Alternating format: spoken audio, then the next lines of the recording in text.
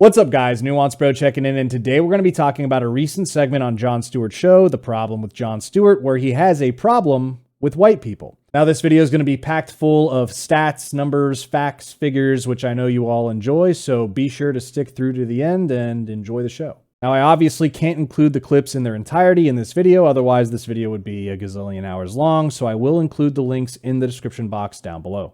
This country has had some issues with race. Oh, okay. Sphincters are tightening already.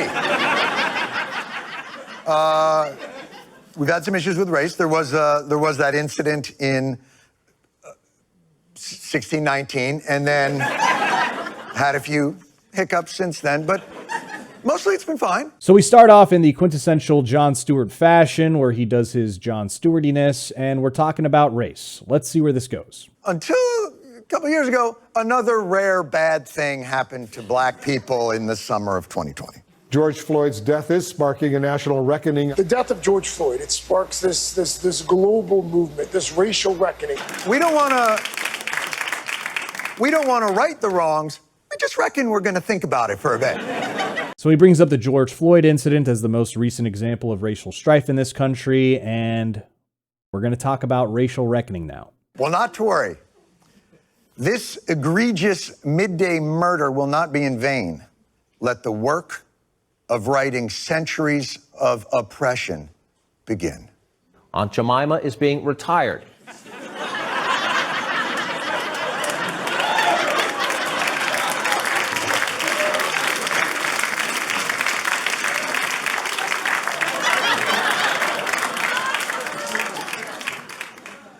By any means necessary. So that was pretty funny. He shows these sort of empty and hollow gestures by corporations and woke liberal types that just kind of virtue signal on these issues and pander by not really doing anything meaningful. So that was pretty funny. He goes on by mentioning other examples and showing news clips from it, including the example of Nancy Pelosi and members of Congress kneeling with the kente cloth, and he mocks that and makes fun of that. And he shows a lot of these woke white liberal types talking about, well, we need to listen. We need to listen. And that's where we get to our next clip. Yes, apparently this racial issue that so divides America could have just been solved if only black people would have said something. So, okay, white people, ears to hear. This is the harsh reality for black people in America today, that we are expected to participate in democracy while receiving conditional citizenship in return. When zip code determines what kind of school that you go to, when zip code determines what kind of food you can eat, these are the vestiges of enslavement. So when they say, why do you burn down the community? Why do you burn down your own neighborhood? It's not ours. We don't own anything. It's amazing to me why we keep loving this country and this country does not love us back. I mean, this stuff is hard to hear. So he plays a bunch of clips of different black people saying things, most of it just emotional, not necessarily backed by fact. For example, the woman talking about saying, why do you destroy your own neighborhoods, burn down your own neighborhoods or whatever, and it's not ours, we don't own anything. Well, there were plenty of people of color, business owners who were impacted during these George Floyd riots. And even if you don't physically own the building, these are still places within the community that you live in that other people frequent, that you yourself might frequent. Affordable housing units were burned down, which doesn't help with housing in the neighborhood, in the community. So not a lot of substance here. Let's go on. I would probably have more hope in its impact on our culture if those same exact sentiments hadn't already been conveyed to white people over and over and over, like 1 year earlier on The Breakfast Club. They never addressed the primary problems of black folk. Our primary problem was not social integration or civil rights. The primary problem is you never corrected the legacies and burdens of slavery. So he mentions correcting the legacy and burdens of slavery, but we don't get any specifics on what that means. You could fill in what you think that means, but they're not offering any specifics here. Which burdens? Which legacy? I'm not disputing that the legacy and burdens exist, but if we're going to solve the problem, at least be specific when you're talking about it. But maybe they'll talk about it later in this video. Or in the 90s, when Sister Souljah explained this directly to Bill Clinton and Larry King. The thing that kills African people in America is not what white people say, but what they do, their policies, their actions. See, white people are pretending that this problem is new, and we're just hearing about it now because we love to discover stuff that's already existed. So apparently what's killing African people in America is not what white people say, but what they do. No specifics are given on that claim whatsoever, either by Jon Stewart or this woman. Maybe we'll see it later in the episode. I doubt it. But let's get into some of the numbers. According to the CDC, leading causes of death for males, non-Hispanic Black in the United States is 1, heart disease with 23.7%, 2, cancer with 20.2%, 3, unintentional injuries at 7.9%, 4, homicide at 5%, and 5, stroke at 4.9%. There's a fairly similar list for Black females without homicide being on that list. Okay, well, are white people responsible for the levels of obesity in the Black community, which according to the CDC is associated with the leading causes of death in the United States and worldwide, including diabetes, heart disease, stroke, and some types of cancer? After all, you've probably heard that poverty in America leads to obesity. And because Black people are poor, therefore they might have more problems with obesity and things like that. Well, not exactly in this case. Again, from the CDC, if we look at adult obesity facts, obesity affects some groups more than others. Non-Hispanic Black adults, 49.6%, had the highest age-adjusted prevalence of obesity.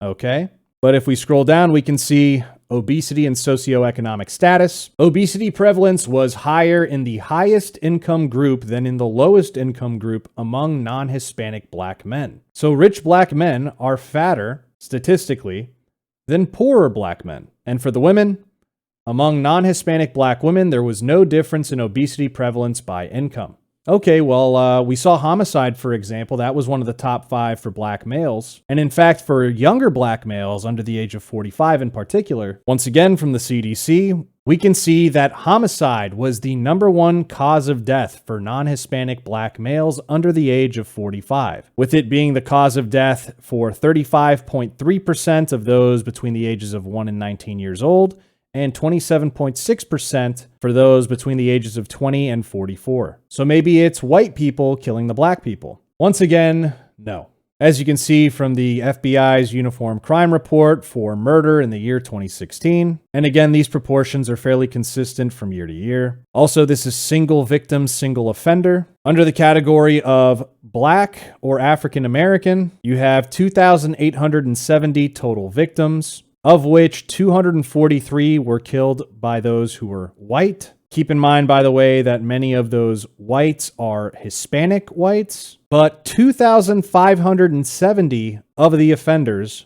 were Black themselves. This is in cases where the race is known, of course. Here you have, for example, 40 that are unknown and 17 classified as other. But even focusing on the known cases of Black on Black homicide, you get about 90% of those killing Black people in a homicide, a murder, being another Black person. So it would seem, at least when it comes to the homicide data, that Black people are the ones killing other Black people, not white people. Not what white people do, but what, in fact, other Black people do. But for some reason, it doesn't seem like Jon Stewart wants to talk about that. As a matter of fact, this shit has been said many times just by Chris Rock. Shit, there ain't a white man in this room that would change places with me, and I'm rich. You had a 400-year head start, motherfucker. See, the Black man gotta fly to get something that the white man could walk to. A Black C student can't even be the manager of Burger King. Meanwhile, the white C student just happens to be the president of the United States of America. He's a very good comedian. You know, I think it's very interesting that he chose to highlight Chris Rock's comedy to make his point here. Not because shortly after him making this segment, Chris Rock got slapped on stage at the Oscars by Will Smith, another example of black on black violence. But, you know, that putting that aside, I recognize one of the specials he highlighted from Chris Rock in that little montage there. And it's interesting because he focuses on the message that agrees with his show. But if you want to hear black voices, you have to hear them all the way out. Because unlike the previous woman that Jon Stewart was highlighting, who said, what's killing black people is what white people do, listen to what Chris Rock says. And I see some black people looking at me, man, why you gotta say that? Why you gotta say that? It ain't us, it's the media. It ain't us, it's the media. The media has distorted our image to make us look bad. Why must you come down on us like that, brother? It ain't us, it's the media. Please cut the fucking shit, okay? Okay? Okay? When I go to the money machine tonight, right? I ain't looking on my back for the media. I'm looking for niggas.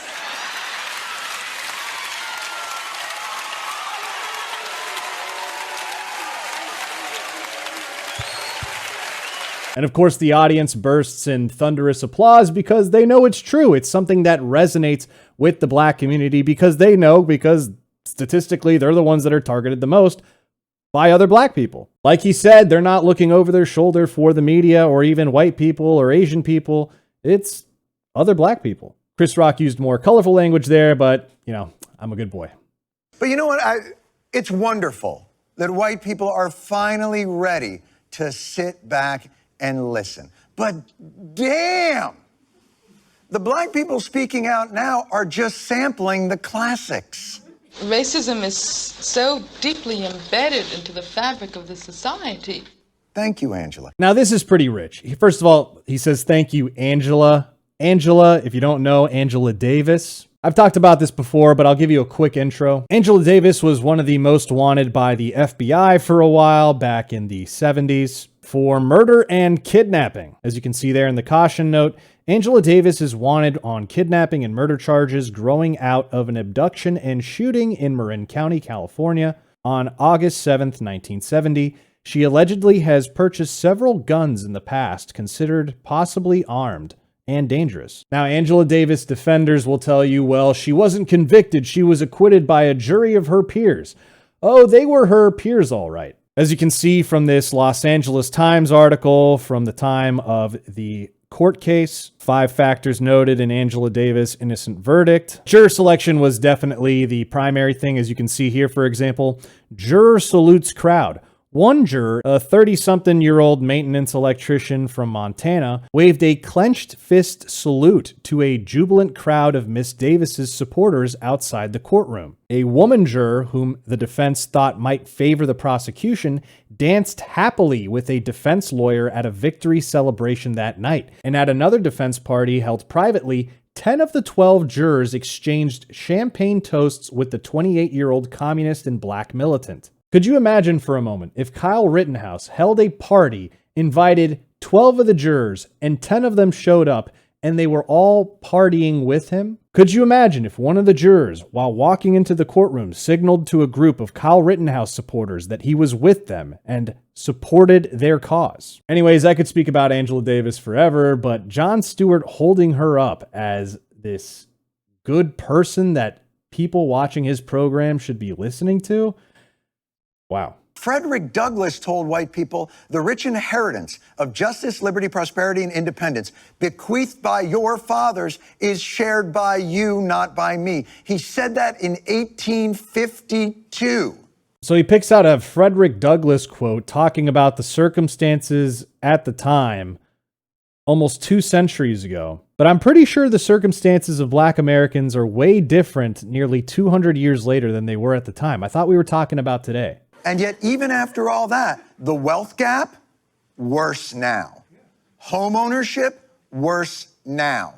Segregation, worse now. On average, a white high school graduate is wealthier than a black college graduate. So he brings up some interesting stats. He talks about how a lot of these problems are worse now than they were many years ago, in the 1990s, in the 1980s, heck, in many cases, the 1960s. But he doesn't tell us why. Why is it that white wealth is so much higher than black wealth? Is it because of intergenerational wealth? Is it because that white people had a head start when it came to intergenerational wealth? Well, if we look at the Economic Policy Institute, we can see that receiving an inheritance helps white families more than black families. So that seems to stand to be true. And if we scroll down, we can see when it comes to families with inheritance, this is definitely the case. But look at families without inheritance.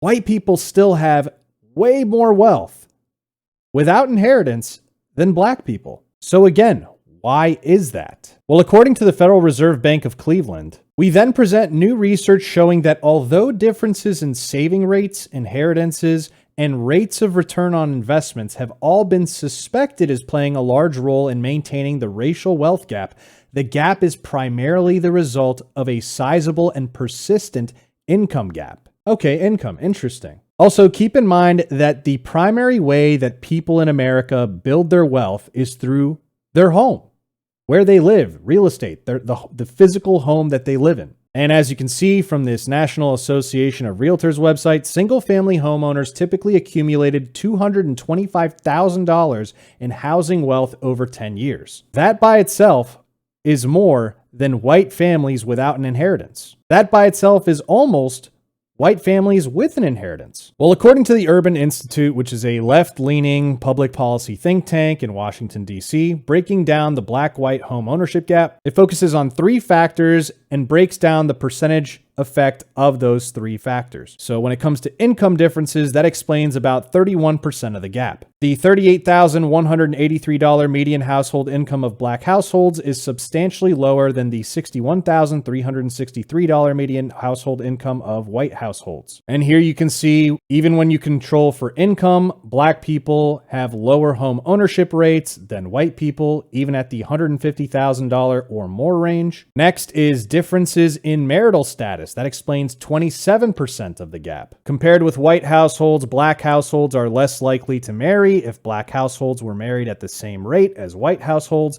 the black-white home ownership gap across MSAs would decrease by 27% or 8.1 percentage points once other factors are controlled for. And then credit score differences explain 22% of the gap. More than 50% of white households have a FICO credit score above 700, compared with only 21% of black households. Additionally, 33% of black households have credit use levels that are insufficient to generate a credit score, thin files, and only 18% of white households have a thin file. The article goes to explain that about 17% of the gap remains unexplained, and that differences in education attainment do not contribute to the gap. This is because when you control for income, you're basically kind of controlling for education as well. And it goes into what they think might be part of that 17%, and they recommend further research into the topic. But notice inheritance wasn't one of the main reasons cited. Take this into account as well. The most common age among whites in the US is 58,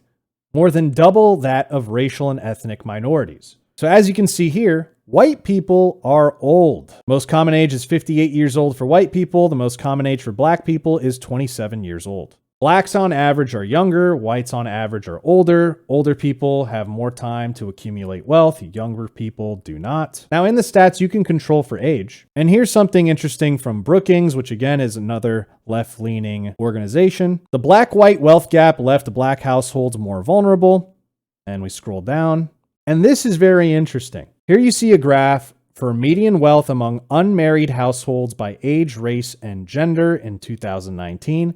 This way, we can take out the age question. This way, we can take out the marriage rates question. And you can see between the ages of 35 and 54, black women are below black men, but black men are above white women. But once you get to over 55, black women overtake black men, and black men are the only group where their wealth goes down. Now, why does that happen?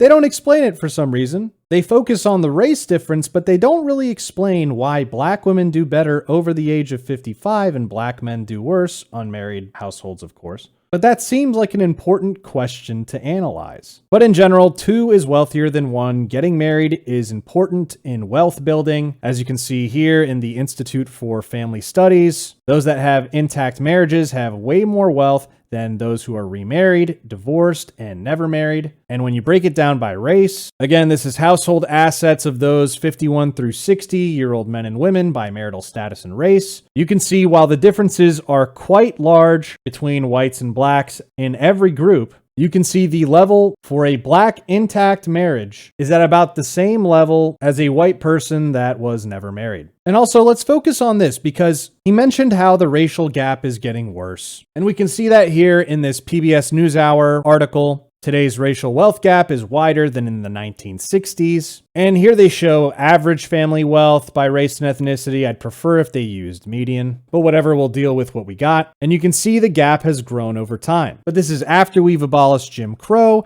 after we've implemented affirmative action programs. If the hypothesis is that the gap was there in the first place because of racial injustices and racial discrimination, then over time, as we got rid of those policies that negatively impacted those communities, you'd expect the gap to close. But that's not what we see. Here's another graph talking about median present value of lifetime earnings at age 61 for people born 1943 through 51 by race and ethnicity. And you can see non-Hispanic whites earned about $500,000 more over a lifetime than non-Hispanic African Americans. So there's a lot of interesting directions this conversation could have gone in that actually got at the heart of why is this happening?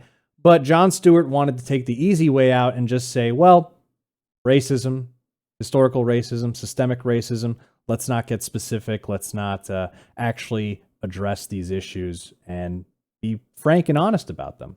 By the way, how do we portray poverty in the outer city?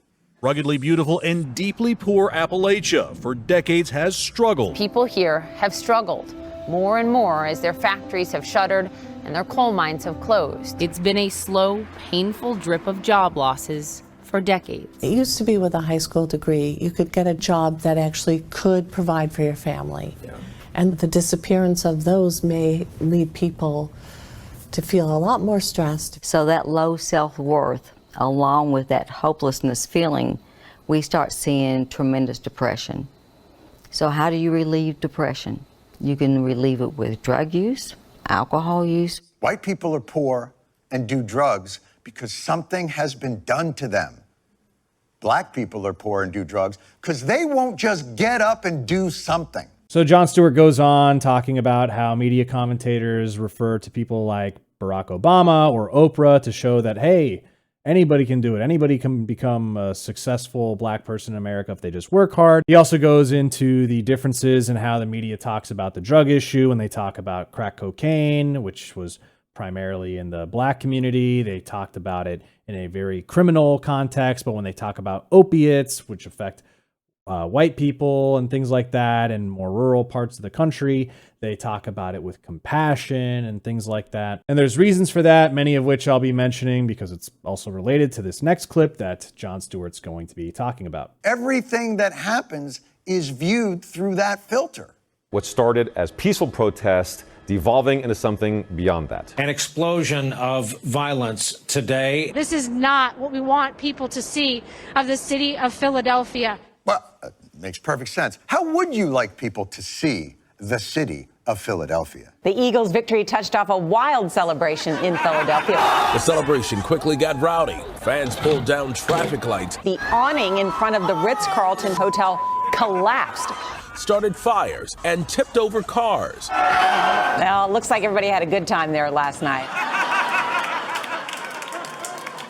The old equivocating a concentrated sports riot to a mass citywide, nationwide political riot. Obviously, anybody excusing either of those riots is bad, but if we're really going to pretend like the levels of damage and harm are the same from the Black Lives Matter riots to sports riots, then we're being delusional. Now, I could cherry pick my own clips where people speak very disparagingly about white people in Appalachia and their drug use, much like Jon Stewart did to make it seem like every single instance and coverage of white people in Appalachia is always positive and compassionate. But I'm not going to do that. But there are some obvious differences between the crack epidemic of the 80s and the opiate epidemic in Appalachia. There are not gang turf wars in Appalachia where white people are killing record numbers of people in homicides and shooting 50 people in a weekend, like you'll often hear in a city like Chicago or Houston. The level of impact these problems have on society at large and other people who are living their lives are not comparable. Go look up the crime stats in virtually any major city of who's doing the shootings, the murders, the robberies, the assaults,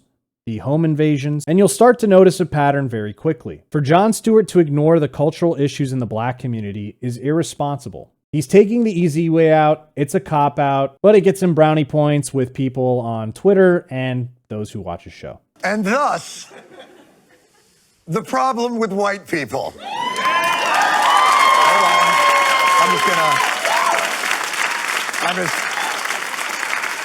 I'm just gonna stop for a second and pose so you can get your memes out. Okay, there we go.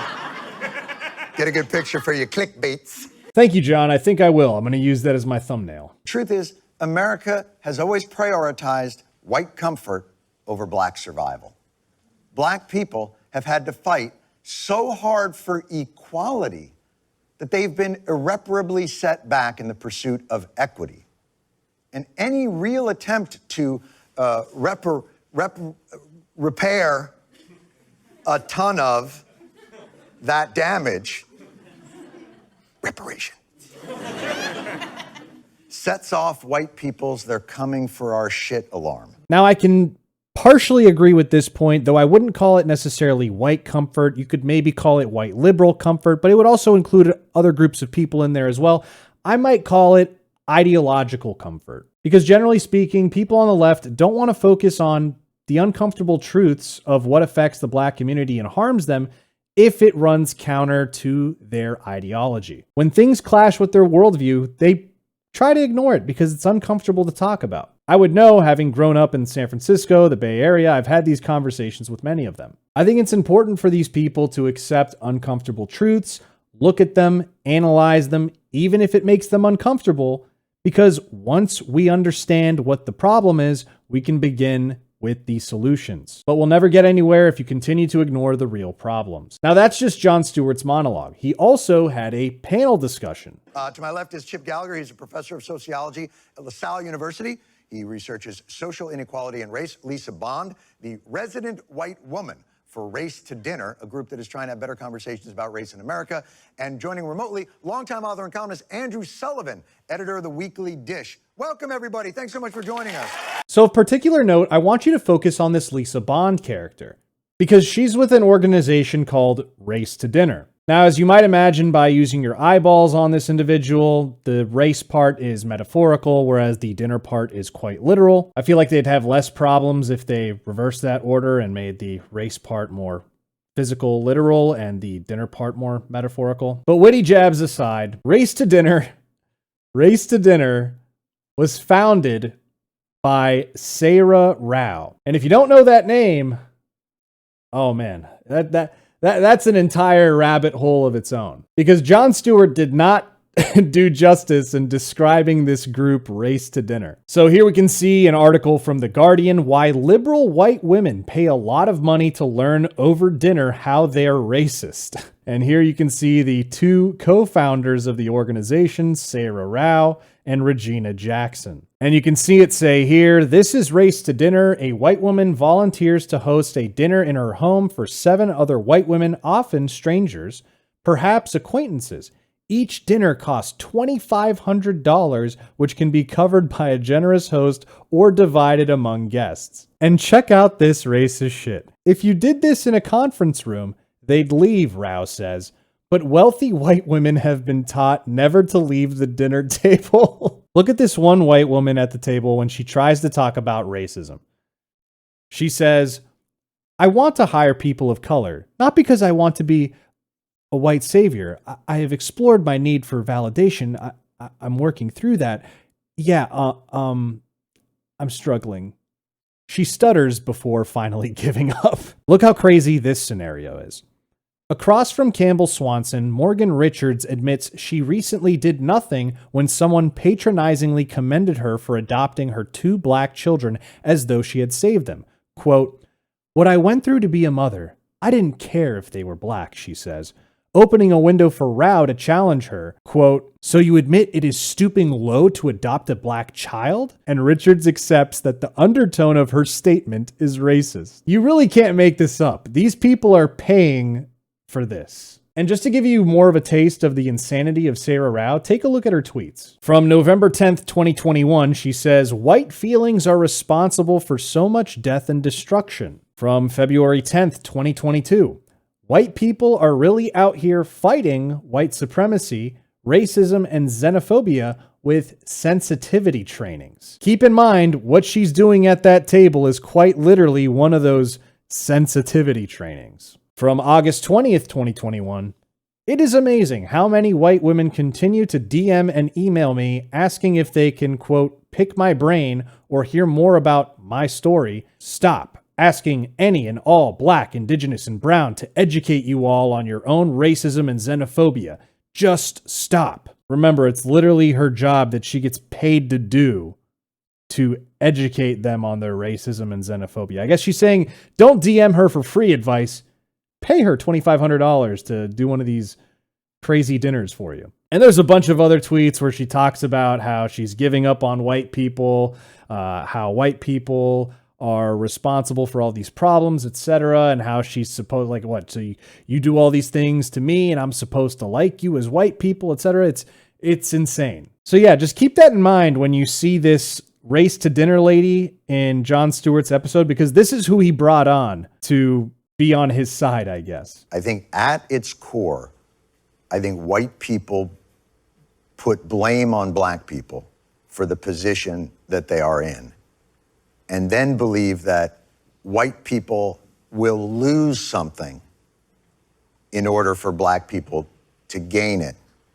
And that's what creates that resentment and difficulty to overcome. So Jon Stewart is worried about white people blaming black people for the plights that they face. And sure, probably not all of the blame goes to the black community. But I would ask Jon Stewart, and it seems like he doesn't do this in his discussions, is there any blame? Is there any blame whatsoever? Can we talk about that? Can we talk about the culture? Can we talk about the family? Or is that all just off limits and that's just Republican talking points, so you can't talk about it? Is there any legitimacy to any of those arguments? But he doesn't want to have that conversation. It's a lot easier to blame white people. It's a lot more profitable. You'll get a lot more advertising dollars sent your way. A lot more corporations and companies will want to deal with you. And you'll get more brownie points on social media from, all the approved blue checks that Twitter keeps on there and never bans. I am a part of a system that was built through racism, but my life is hard, and I work hard, and I don't get ahead. So how does privilege factor into it to me? Now, Lisa, you try and get these conversations going. Where I come from is that this system of white supremacy has done such a good job of teaching us as white people that racism is bad. And when we talk about racism, we're talking about your character flaw.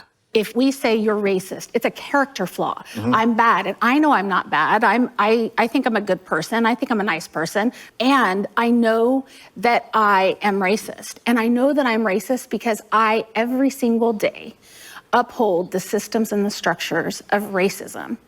And if we don't start having a conversation about that, mm-hmm. and about the ways that we are complicit every day, daily, if we don't talk about it, then we are never going to see movement. So she's going with that line of everybody's a racist, and they're a racist because they all uphold these systems of white supremacy, herself included. This is someone who is an ally. This is someone who is trying to fight against racism. And she is saying she herself is a racist because she's upholding all these racist systems of white supremacy and things that benefit her. But she doesn't get into the specifics. How is she doing that? I'd like to know. Would have been nice if she explained it there, if we got an explanation. Would have been nice if Jon Stewart talked about it. But we didn't get any of that. It was just words. It was just assertions. Is she saying it's impossible to not uphold those systems by nature of the color of your skin? Even if you're an ally and you disagree with those supposedly racist systems? Some answers would be nice, but we're not getting any out of this conversation. Does the moral qualifying of it make resentment the natural outcome of that? I think one of the issues is that it's very hard to agree with some of the very premises that are being expressed tonight. As if everything is already settled. We know this country is, for example, a white supremacy. Well, I don't believe that. I think it's possibly the most absurd hyperbole I've ever heard. I'm an immigrant, so I have a slightly different view of this. I can tell you, America in 2022 is the most multiracial, multicultural, tolerant, diverse melting pot that has ever existed on planet Earth, and there is no other place on Earth even like it. That's why 86% of our immigrants are non-white. Let me ask you a question, though, Andrew, because I think you bring up an interesting point, and we might be getting hung up on semantics. So it seems like Andrew Sullivan here is maybe the only sane person in the room, and he makes a great point. When you talk about America and its standing, you have to compare it to other societies around the world. And if you've ever traveled anywhere else in the world, you'd probably agree that America is the least racist, most multicultural, multi-ethnic country in the world. Consider for a moment the most successful black people in the world, black billionaires. Obviously, America does not have the most black people in the world. That would be the continent of Africa. And because of the legacy of slavery and colonialism and refugee crises over many, many decades, centuries, etc., they're dispersed all over the world. Not equally, but they are dispersed. You've got them in South America, you've got them in the Caribbean, many in Europe. And where do most of the world's black billionaires reside? The United States. As you can see here from Visual Capitalist, ranked the world's black billionaires in 2021. And you can see the top two are from Nigeria, but look at the citizenship of the countries these people are from. You see Nigeria, United States, United States, South Africa, United States, Canada, Zimbabwe, United States, United Kingdom, United States. 8 out of the 15, a majority, come from the United States. Also, all of the black billionaires in the United States are self-made. Some of the Nigerian ones, for example, inherited family, some state corruption stuff going on. The one guy in Canada, it's kind of cheating. Both his parents were biracial Chinese Jamaicans. And I might give you Alexander Karp of the United States. I mean, he's mixed, but whatever. I mean, he looks more like a white guy, but you can still have him. But even when you look at black millionaires in the world, I mean, just take a look at this. Number of African millionaires in South Africa. And keep in mind, this is not even just black people in South Africa. This is just everybody. So they're included, it's disproportionately white wealthy people in South Africa. Out of a population of 59 million, they only have 40,400 millionaires. Egypt, which is in Africa, not considered a black country, 18,100 millionaires out of a population of 100 million. Nigeria, 12,300 millionaires in a country of 206 million people. And we keep going when you see about a total of about 120,900 millionaires in all of Africa with a population of about 900 million. But you come to the United States, where there's a population of black people at about 48 million, and you have about 1.5 million black millionaires. As you can see it stated here, these numbers show that the number of millionaires in the United States black population is 224 times greater than the top 19 African countries. The level of opportunity afforded to black people in America is unlike anywhere else in the world. And if you really want to pretend absent colonialism in Africa, that they'd basically have like a Wakanda and they'd actually have more millionaires in the United States, then man, we could get deep into that conversation. So Jon Stewart makes a point about slavery and how Andrew Sullivan came here as an immigrant, but black people generally didn't. They were brought here against the will as slaves. So therefore, how could you say there is no racism or whatever? And it was a weird point. Andrew Sullivan's like, I didn't even say that. The term white supremacy is an absurd hyperbole. For most people, that means the KKK. It means no rights for minorities. And this has then been let's used define the term. Simply to avoid an argument. So let's take a step back and let's define what we mean by white supremacy. When you say white supremacy, how are you defining it for this conversation. When I talk about white supremacy and when I talk about racism, I'm talking about power and privilege, the power and privilege that we hold as white people in society, the way in which our structures, our institutions, our systems, how everything was designed with white people in mind and only white people in mind. If you think about who is white in society, how it has morphed. So Andrew Sullivan makes a great point. He talks about how white supremacy is understood properly, I would say, by most people as talking about the KKK or the Nazis, you know, people who actually believe in white supremacy. But he goes to this race to dinner lady and she talks about power plus privilege. And she talks about that's what it means, like having power and privilege and things that benefit white people in society. That's white supremacy. She's effectively watering down the term of white supremacy to be essentially meaningless.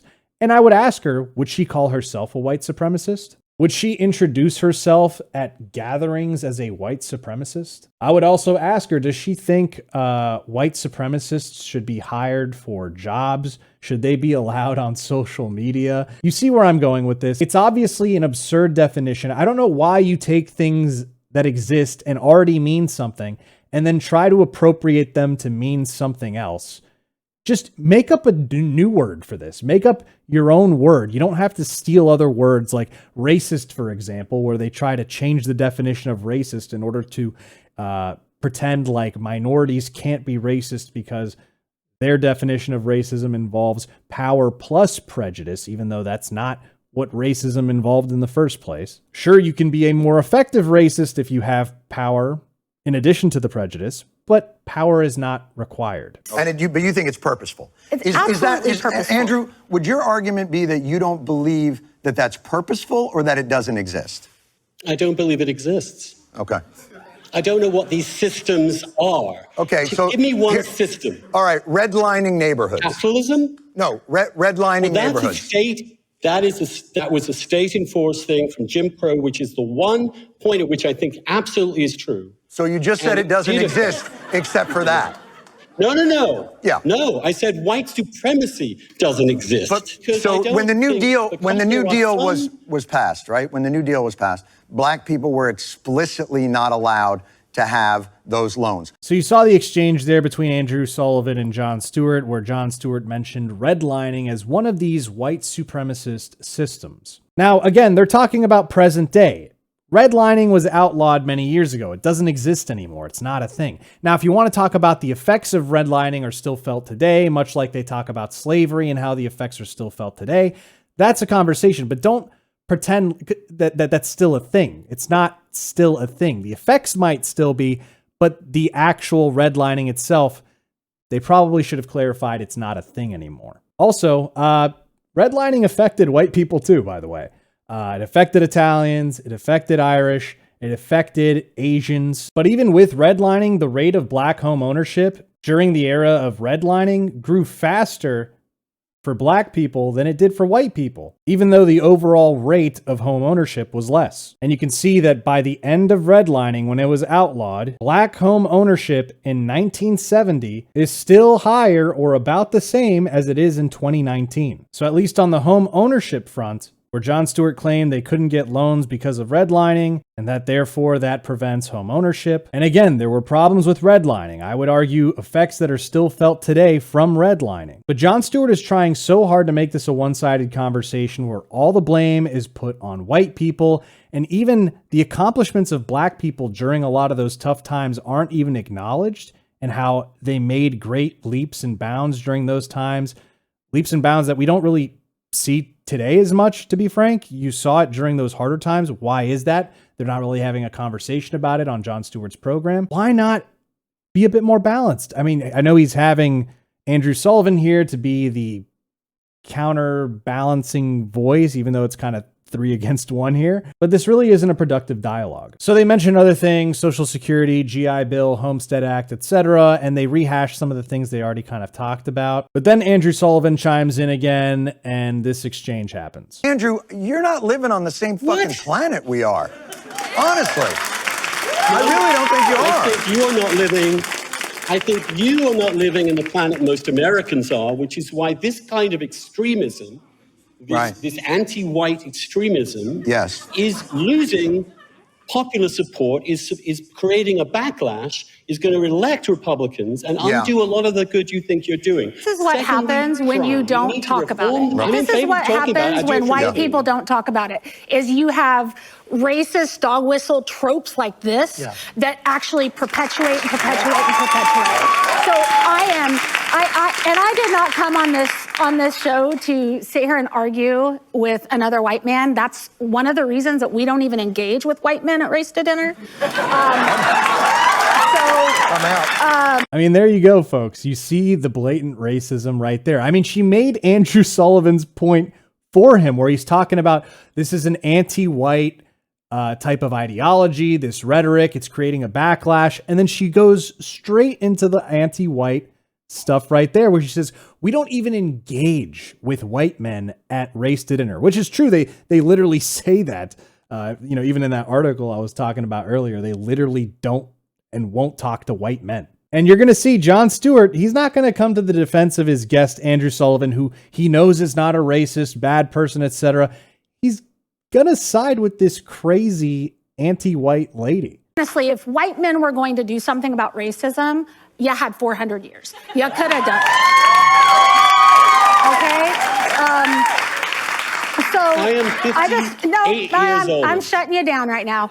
I am not responsible for anyone before me. Let me know in the comments down below. Do you think this, laughing thing that Jon Stewart was doing, do you think that was sincere? Was what she said really that funny? Was that a hilarious joke right there? Was that funny? Do you think Jon Stewart really struggled to keep his laughs in when she said that? Let me know in the comments down below. I'm so tired of just engaging in this conversation and this deep hurt that Andrew has about talking about racism. And Chip, God bless you, but I'm going to put everybody in the thing. All of us white people do this. I don't care if we say we're abolitionists. I don't care if we say we're progressive. I don't care if we're literally members of the KKK. Every single white person upholds these systems and structures of white supremacy, and we have got to talk about it.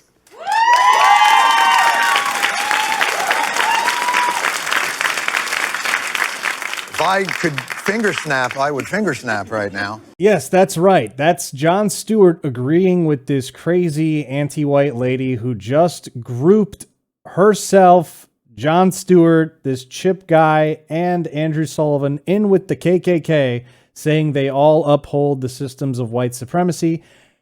She didn't say how. She just asserted it once again without ever saying anything. And Jon Stewart, of course, agrees with her, saying he would have said, oh snap, if he could, I guess.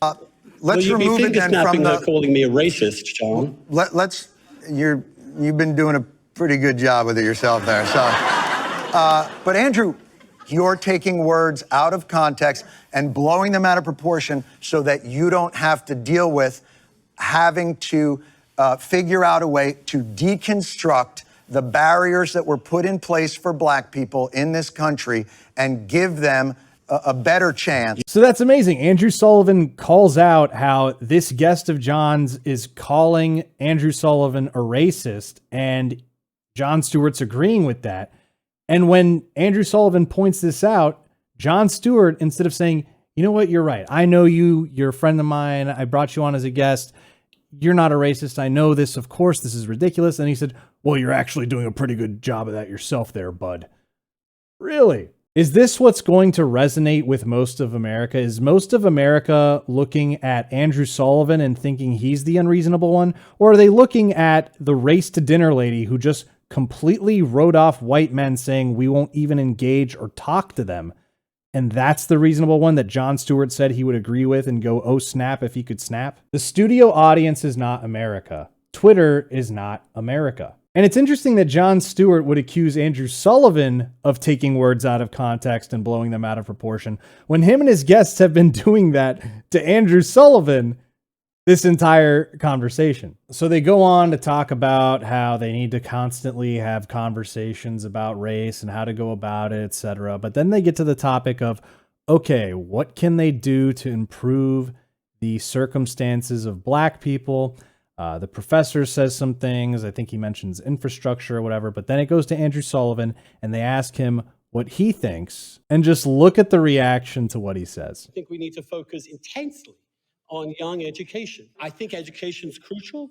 I think figuring out a way to help black kids have a stable family. The truth is, if you have a two-parent married home, you're going to say something to you, Andrew. You really are. Look at that reaction. She heard him say, help black kids have stable families, and she couldn't handle it. That was one of the worst things he could have said, was to help black kids have stable families. Because remember, it's all white people's fault. To ever talk about problems within the black community, things that could actually help the black community, oh, no. That's not how we get our $2,500. We get our $2,500 at Race to Dinner by making white women feel terrible by embracing their own hatred of themselves, going to these dinners and telling them how racist they are. That's how we make our money at Race to Dinner, $2,500.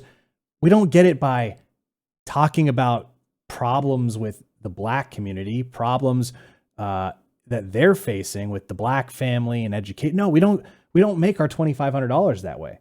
So that's painful to hear. She couldn't handle it. She doesn't have time for things that don't add zeros to her bank account. The data is that 30% of African Americans don't have this. It's the biggest factor in getting people into college and succeeding in life. And if you ignore it, we're going to let these black kids down. I feel like your defensiveness and the tropes that you use about the black family being the cause of entrenched poverty in that community ignores why those families are broken up in the first place, and that's mass incarceration, and that's the way that we viewed the crack epidemic, and that's the economic opportunity over generations that was defined. So according to Jon Stewart, the black family is where it is because of mass incarceration.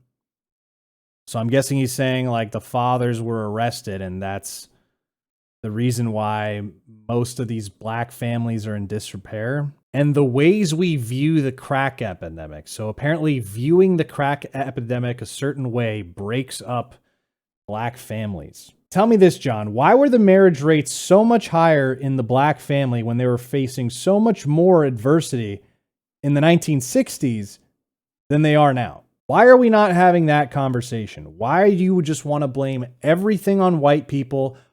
Why don't you want to take any look into the black community itself and look at the problems that they're facing and see what we can do about it? It's just blame white people day and throw more money at the problem. Now, I promise we're getting close to the end of this. We're going to skip forward a little bit, but Andrew tries to emphasize the importance of focusing on the cultural problem. Jon Stewart and the rest of the guests seem to have a problem with that. Let's take a look. But I do not think you can dismiss culture. So that's the point that I'm getting to, Andrew, which I think you've been dodging around. What do you mean by culture? I mean a culture in which the family unit is not as strong as it might be, and in which the sense of making it in America is regarded as something that might not be. You're not talking about everybody. That's the source of a lot of our problems. You're talking about black people. But why do you think, you seem to feel like somehow black culture is uniquely destructive to family? Why? I don't, to be honest with you, I'm just telling you that's what is the truth. That 30% are still born out of wedlock. It's only born out of wedlock. I mean, it's a complicated question. Well, that's why I'm asking you to explain it. Tell me. It's also a function of, well, I think it's a function of social conservatism losing its grip in African-American communities. In the 1930s, the family retention rate, the marriage rate was, I think, in the 80s, 80%.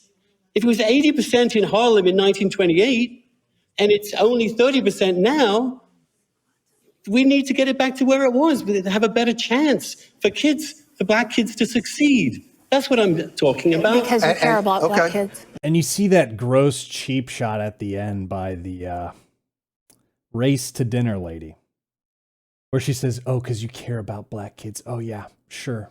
Implying that he doesn't care because he's a terrible, evil racist. She cares. She's a good person. She cares. Mr. Evil, Sullivan, he doesn't care. Now, I have to say, listen, it's Andrew. It's 3 versus 1. I don't know how well he was briefed on what the topic would be for the day. He didn't seem super well prepared, but he focuses on marriage, and that's absolutely an aspect. That's an important aspect. Culture is involved in that, but it's not the only aspect when it comes to culture. And it seems to me like maybe none of these people have ever been to a black neighborhood or spoken to black people in black neighborhoods before. But to pretend like there isn't a cultural problem in the black community that's destructive is absurd. And of course, every culture has its destructive aspects. I feel like if you ask Jon Stewart about destructive qualities of white people, he could probably list a few and talk about it and say how this is holding white people back. In fact, they talked about some of the ones they thought were problems. They talked about this is the problem with white men because they do this and they do that. That's an aspect of white culture in their opinion. But for some reason, they can't talk about the cultural problems in the black community that holds them back. In a sense, they're actually denying their humanity by doing so, by pretending, oh, there's no cultural problems in the black community, at least nothing destructive that's holding the community back. They're just perfect. Everything's perfect with the black community. It's all whitey's fault. You are denying their humanity by doing that. There is a level of criminality compared to other races in America that is disproportionately excused or accepted in the black community. This is just a fact. It's celebrated in black music a lot more. The idea of being a gangbanger or drug dealer who gets lots of money by illegal means. The idea of snitches get stitches. This is very prevalent in many black neighborhoods where they will not cooperate and identify people that they know did something. These people will go out and harm other people in the community, including maybe the person who could help the police out with this information. They will hold that information and not help with investigations. And then you wonder why clearance rates are what they are when it comes to homicides in the black community. There's a reason why they are lower in the black community, and there's more unsolved murders because there's less cooperation in those communities. And if you want to write that off because, oh, well, they just don't trust the police or whatever, and it's not just a matter of, oh, well, we don't trust the police. If only we trusted the police, we could go to them and tell them everything we know. No, there's an element of honor in this. This is the code. You just don't do that. You don't snitch. Snitching is weak. If you're a real man, you handle your problems one-on-one. You go and you get yours, an eye for an eye. These are the types of attitudes.